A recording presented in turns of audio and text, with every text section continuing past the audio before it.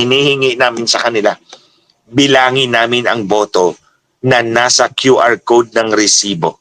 Simple lang yan. Bakit ayaw? Dahil Ayaw hindi nila. tutugma sa election return na gawa ng makina. Simple lang. Kaya nga mga kababayan pinagtuunan ng pansin ni Jay yan, Ate Claire. Yung si Jay na kaibigan natin. Gumastos ng malaki dahil gusto nga niyang maging malinis din yung eleksyon natin. Sumulat kami kay George Garcia.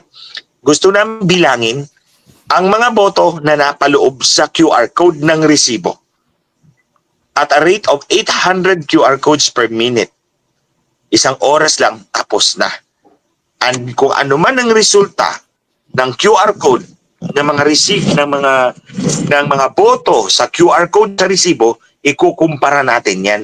Ibabangga natin yan sa election return na siya ang basis for proclamation of candidates. Ayaw nila yan kasi hindi tutugma. By hook or by crook, hindi tutugma yan.